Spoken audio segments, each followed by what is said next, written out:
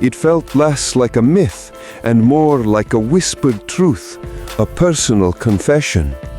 Mr. Abernathy's gaze had stayed on him during the last parts of the story, during the impossible escape, during the mention of a new life.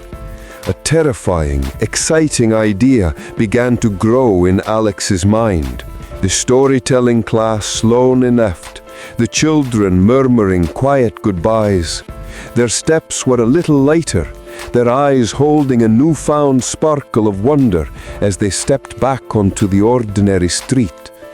Alex, however, stayed stuck in his armchair, lost in thought.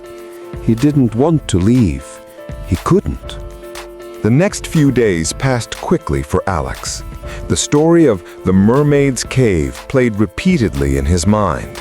The clear images of the crashing Titanus, the angry merfolk, and Liam's impossible escape overshadowed everything else. He went through his school routine, his homework, his chores, but his thoughts constantly went back to Mr. Abernathy's tale.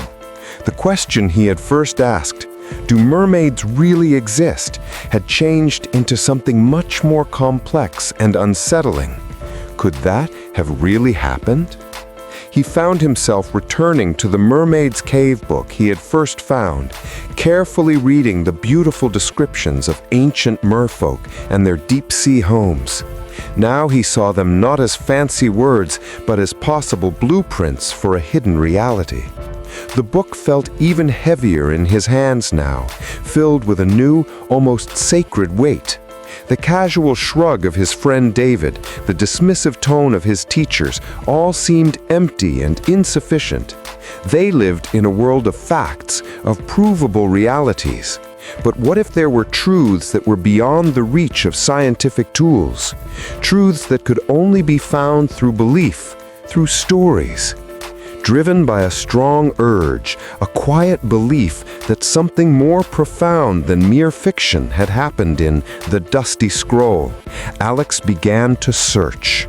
He didn't know exactly what he was looking for, but the story had left too many unanswered questions, too many clear details that felt less like imagination and more like memory. He started with the most ordinary sources, the town's small public library.